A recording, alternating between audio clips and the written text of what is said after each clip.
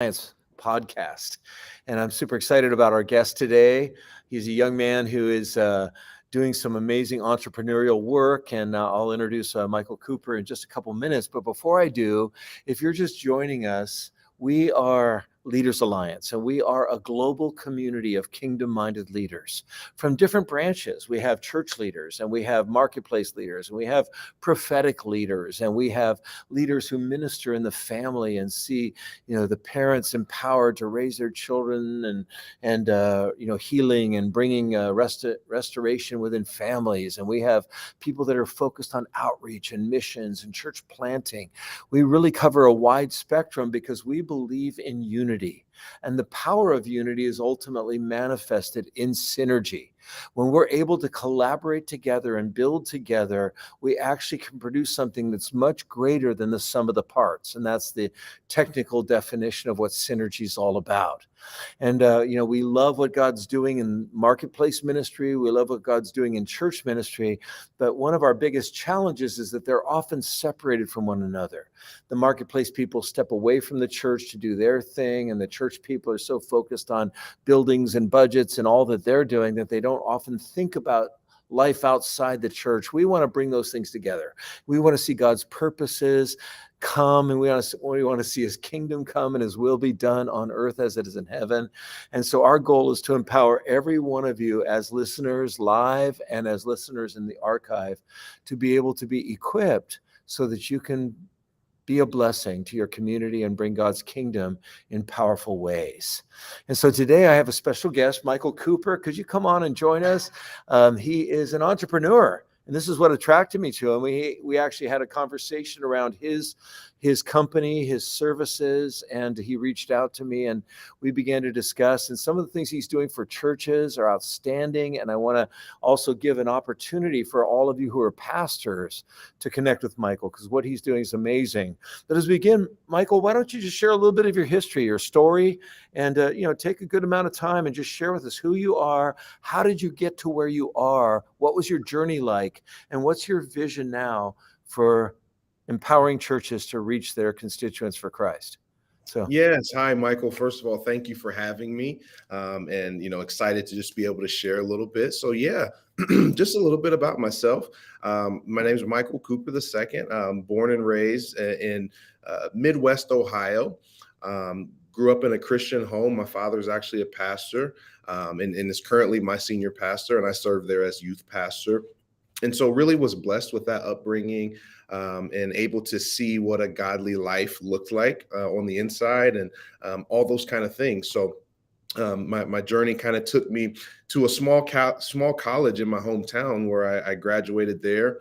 I thought I wanted to be a teacher. And wanted to teach history, just really had a love for history and facts and those kind of things. And so I went on and did that. And I actually did teach for a few years. I think I ended up teaching for 8 years. I taught high school social studies. And that was a lot of fun. It really was. I enjoyed it. There were different parts that were great about it. There were things that were not so great, just like with anything.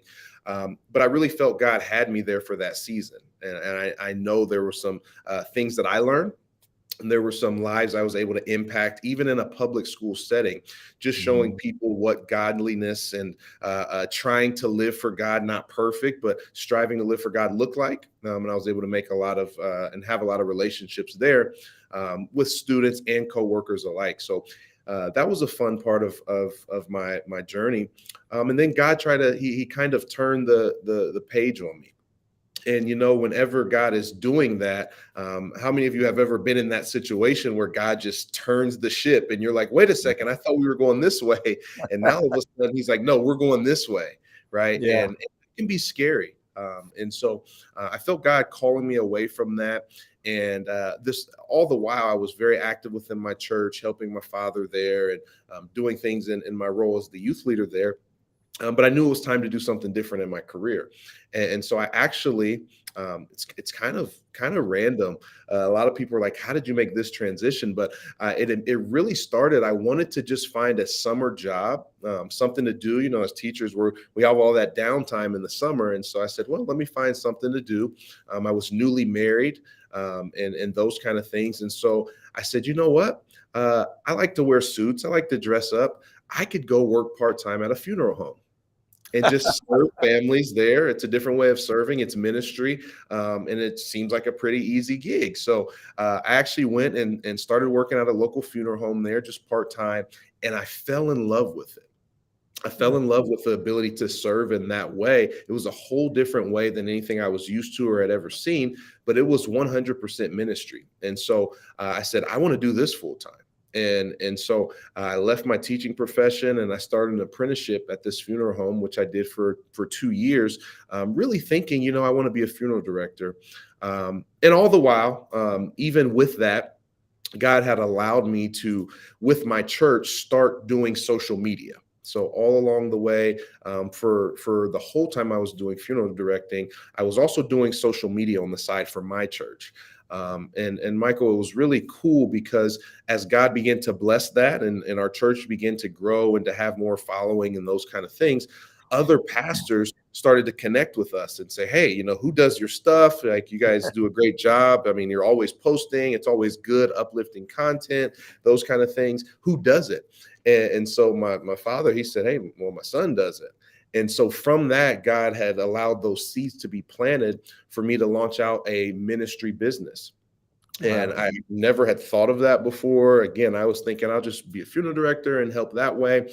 And from that, just from that initial talk and conversation with the Lord, he allowed us to blossom and to reach out to a few pastors. And we had a couple of clients. We started out with 5 clients off the bat. And God was able to just allow us to keep growing that to the point where I had to stop funeral directing to really run this and, help churches all across the country to be more visible, so that people can know who they are and to know that there's a message of hope. If there's so many things on the internet, which there are, that are destructive and those kind of things, why can't we saturate the internet as much as possible with messages of hope? And I take a lot of pride in doing that. And very just humbled that God is using me in that way.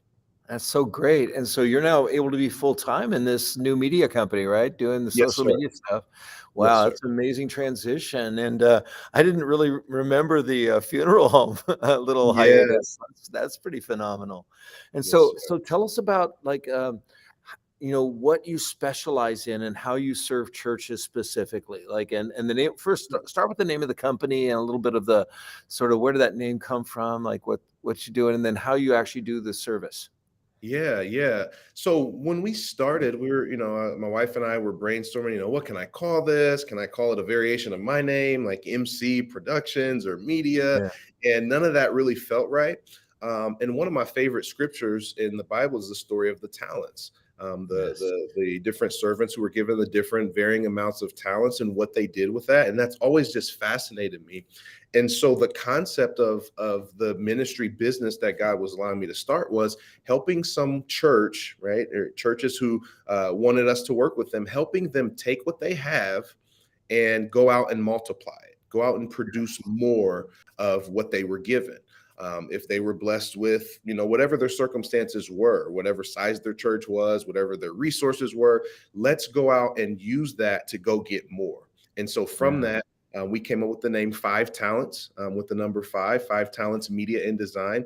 And it 100% points to the story. So when people ask and they say, well, what does that mean? Usually pastors, if they say, hey, where'd that name come from? I said, it's exactly from where you think it came from, Yeah, exactly exactly. from the story. There's no, we don't want to be confusing about that at all. So that's what we do. And to the way we do it, Michael, is we produce content for them. And we're a lot different than most of the other companies that we found that do work with churches, simply because we're a complete full service in Mm. what we're doing for churches. And what I mean is we're going to create content and we're going to actually take their sermons, the pastors Wow. that are with us, and take their sermons and reproduce those in a number of different ways so that they can get their message out. Because we believe if God's called someone to pastor or to preach, that they have a unique message and a unique audience, whether that audience is in their building or spread out across the globe, that audience will hear them when they're supposed to. And so we just want to take that, magnify them, so that ultimately we're magnifying and growing the kingdom.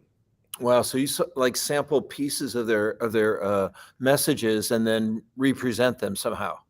Correct. Yes, sir. We Wow. take them. What we found is that the sermon clips are a lot more attractive to people. Live stream, the whole service sometimes is just a lot to ask someone to sit and watch without any kind of buy-in. And so we're Sure. kind of creating that buy-in by those sermon clips, and we're blasting those out to all the social media platforms that church has. And so you guys actually just listen through the message and just select what you think may be the 3 or 4, most sort of powerful one-liners, or like what kind of time block are you working with? Yeah, so we actually do 30 seconds. We Wow. found that to be the sweet spot. And we've tried 60, we've tried, a little longer. But what we found is that most people's attention spans are good for about 30 seconds when it's something they weren't looking for. Yeah, thank you, social media, for that. Yeah, 'Cause, no, yeah, no the kidding. reels have just trained us to be like 30 seconds or They have, less. they have. And Yeah. I don't know if it's the chicken or the egg. I don't know if the reels work because that's our attention span or what. Right. But I do know that they are, I mean, they go really well for our churches, and they get Wow. a lot of eyes on their ministry from that. That's so cool.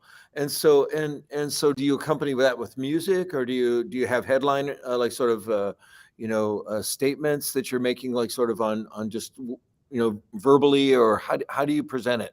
Yeah, yeah. So we actually take the clip and the video is as is. Our team goes in and adds different effects at times. It just kind of depends on the backdrop. A lot of things go into what our designers are looking for, and That's so they cool. don't want to do too much. If there's already a really nice stage and lights and those kind of things, they're not going to mess with anything like that. But they do have the ability to go in and add effects.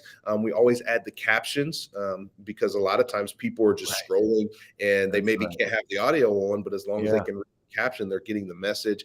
We do put music on So there, good. and we're really big into branding too for our ministry. So we put their logo on there as well because Oh, we want good. people to know, where did this good seed come from?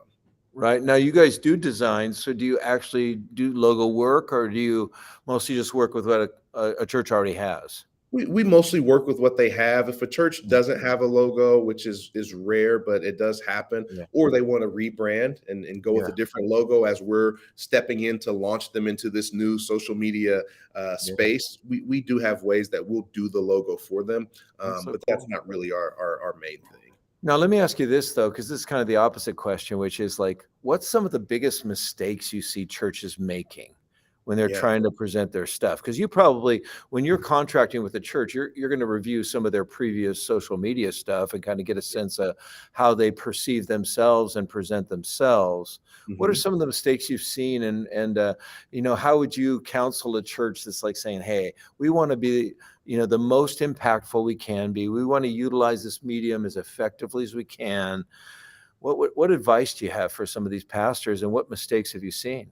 Yeah, great question. So the number one mistake that I would say probably 90 to 95% of churches do, and they mean well, but what they do is they use social media simply for advertising.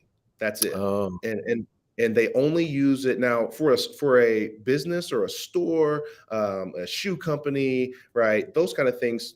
That's pretty much all that they're going to use it for. But churches are different, or at least should be different.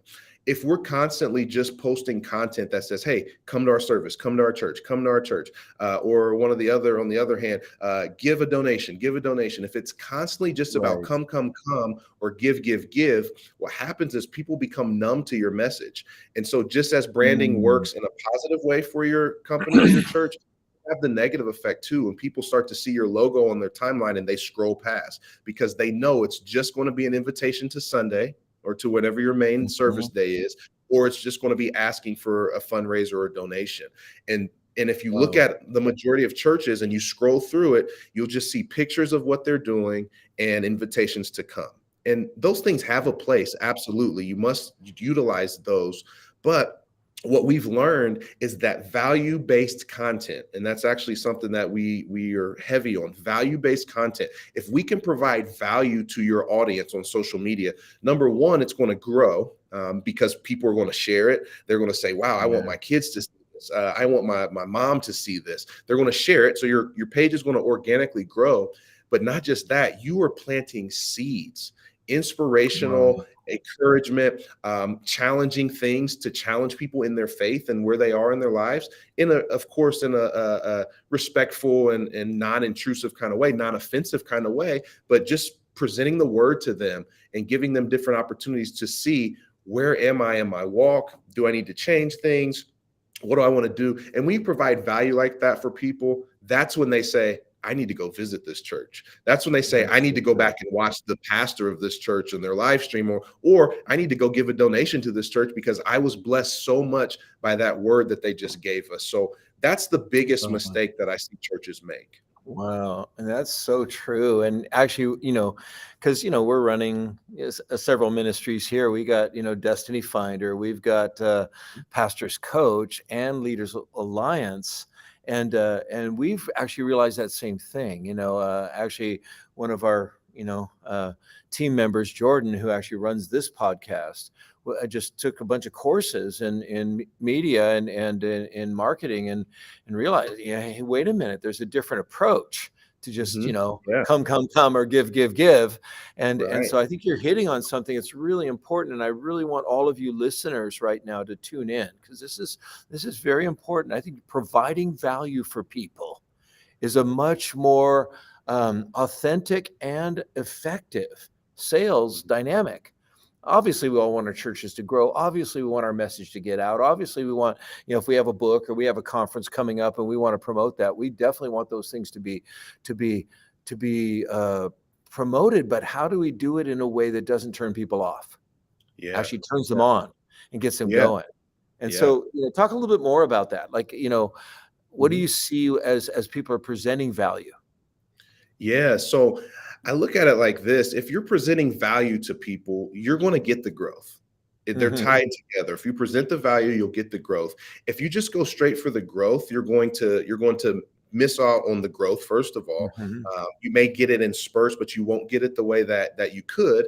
And also, you're missing a huge opportunity to actually pour into someone's life. At the end of the day, social media for us, and we tell all of our pastors this, we're not a company you're hiring. Right. And technically we are, but we are coming on as an extension of your outreach ministry. And that's how we view ourselves. Social media, yes, there's an advertising component. Yes, we do that occasionally for your church. But for the most part, people know when your services are. If they follow your page, they know you most likely have a service on Sunday. They know you most likely have a midweek service. They know that. They don't need to see that every day or even every week, to be honest. Right. But providing that value to them is what's going to move the needle for your ministry. And it's also going to move the needle as far as what you're able to bring to the kingdom. And so what we have found is that when we switched to really focusing on that model, and it only took us, I would probably say the first few months of doing this, we realized quickly people aren't that interested in what your church has going on until they feel like your church has something to offer them. That's when they'll tune in. That's when they'll want to be good. That's so good. And what kind of platforms do you guys specialize in? So you're probably on Instagram, Facebook. Do you ever use TikTok? Are you on some of these other sort of less, sort of mainstream? Yeah. So we focus on Facebook, Instagram, and we're doing TikTok now as well. So the only major one that we're really not on yet, and we're having conversations about how to best do it, especially with the release of the shorts, is YouTube. That's one that we stayed away from for a while. It's not technically social media from what I've kind of gathered, but it's a platform that we could reach a lot of people. So that's one that we're working on. Yeah, no, that sounds good. Well, moving off of just your specific business, how do people contact you? And then we're going to move into a different line of questions. So I want to really explore your identity as an entrepreneur and as a business developer. But let's go back. How can they reach you? And how do you have like online a menu of your services and so forth? What's the best way to kind of tune into what you guys are doing? Yeah. So the best way, what we've actually found that works for us and what we prefer is we don't actually try to sell people on our website.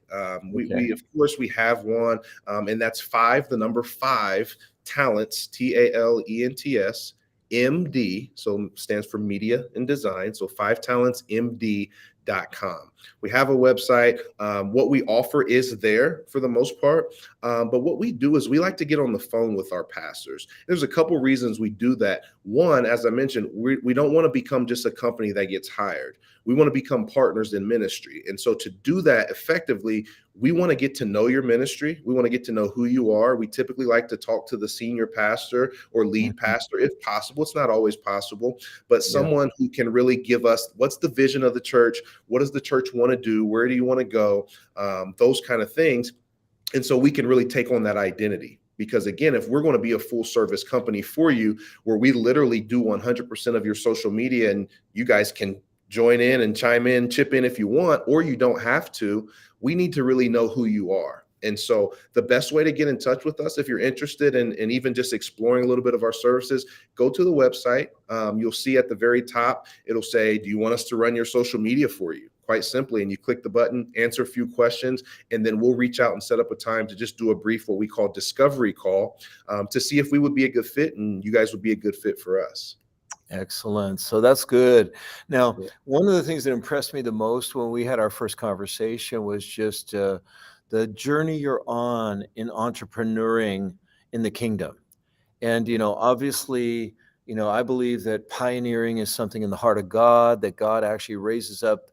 And I believe it's part of the apostolic gifting to raise up somebody who can actually get a vision and then begin to implement a vision to produce an outcome.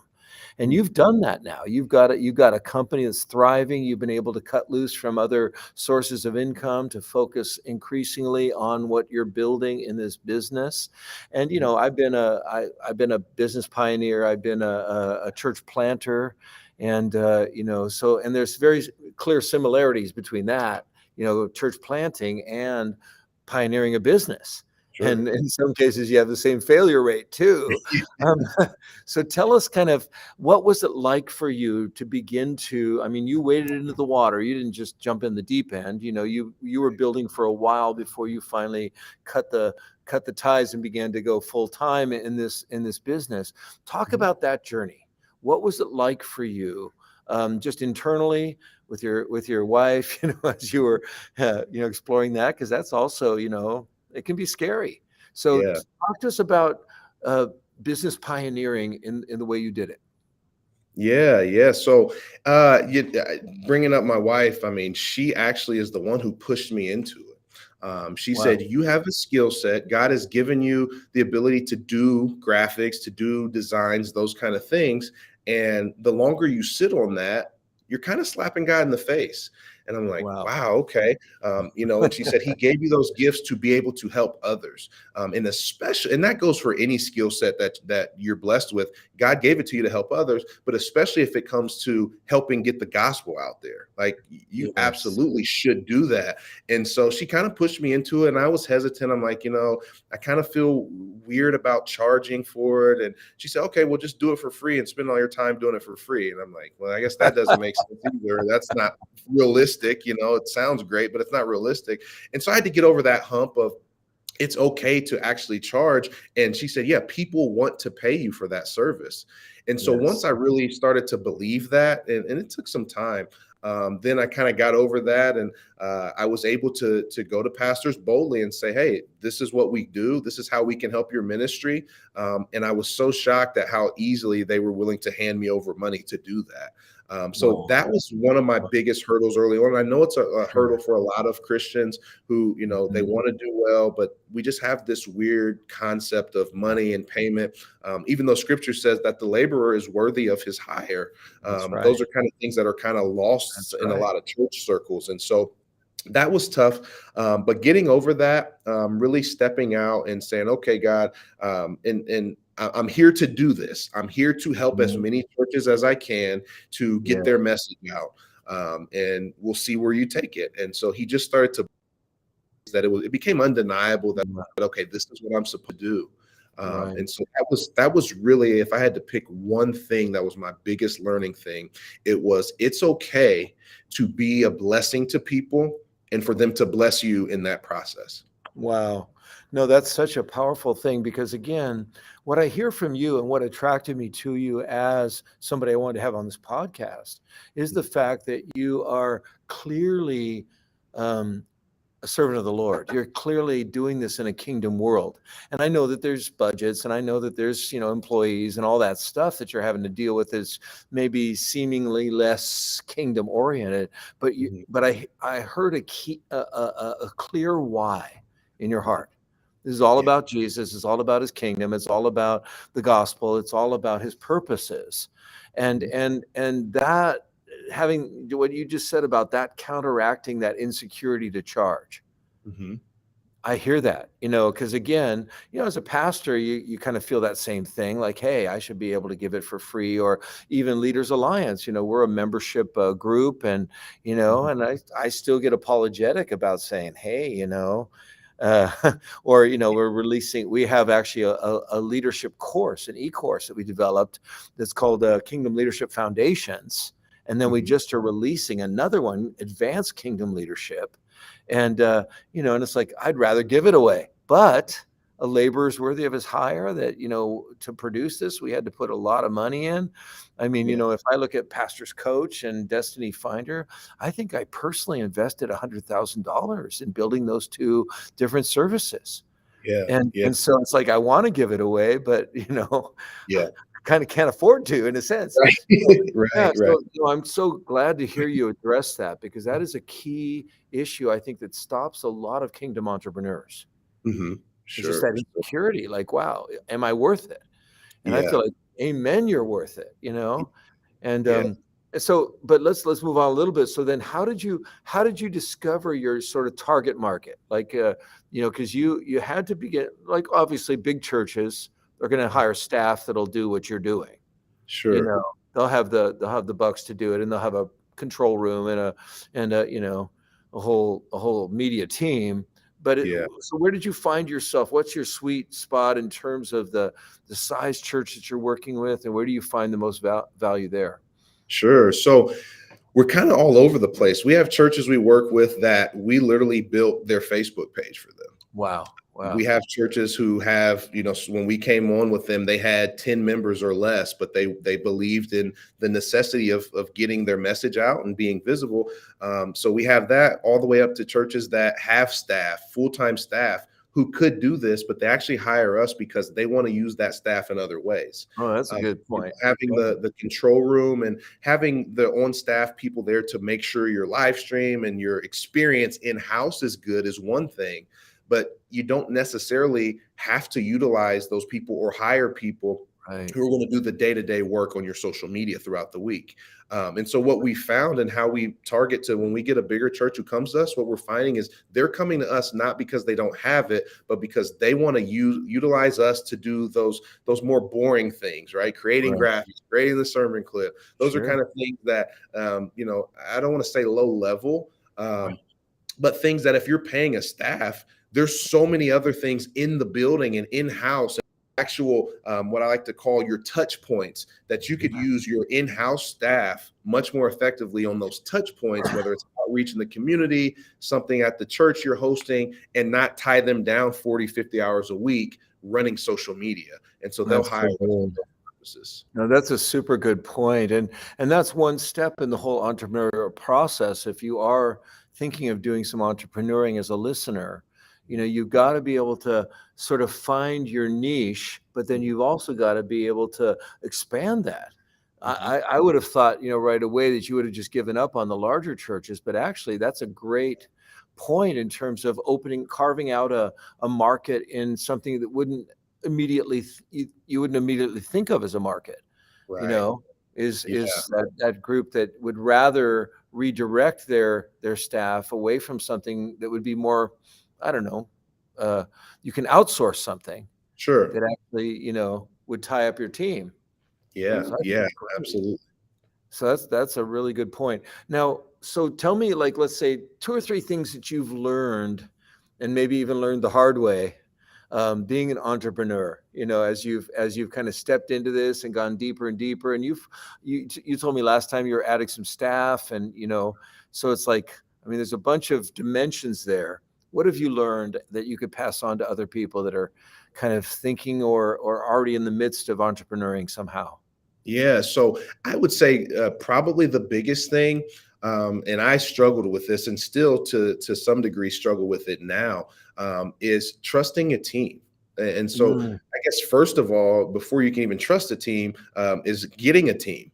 yeah. I did so much by myself. I was going to work as a funeral director, coming home at 6 o'clock and creating graphics until midnight, 1 o'clock, Wow. with Yeah. a wife, and at that time, two kids, two Wow. babies.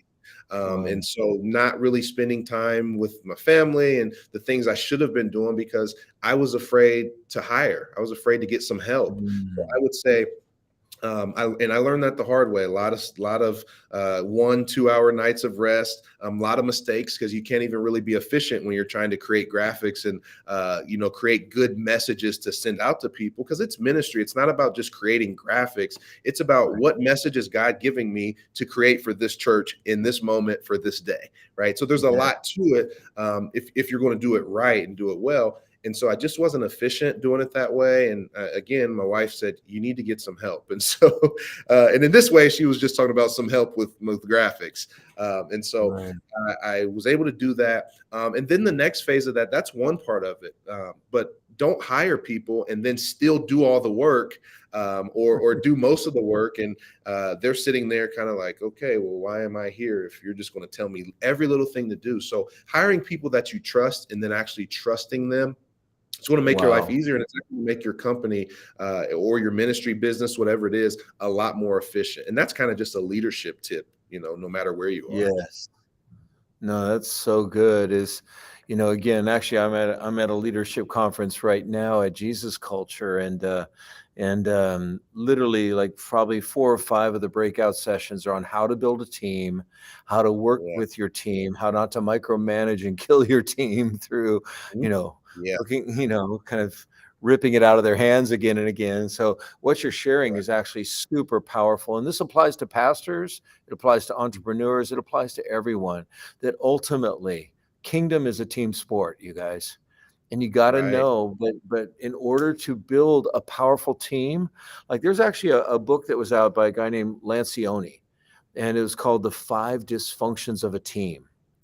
Hmm. And his biggest dysfunction was the breakdown of trust.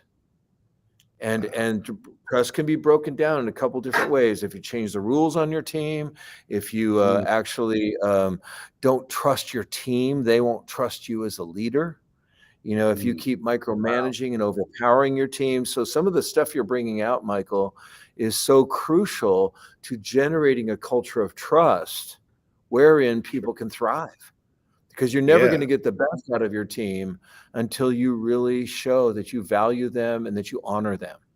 Yeah. And so that's Yeah. such good stuff. Yeah, Yeah. absolutely. That's So that's good. definitely the one that was my hardest one. And the other one, just real quick, that I had to learn Sure. as well, is being willing to invest. Mm, Investing is a concept that's actually biblical.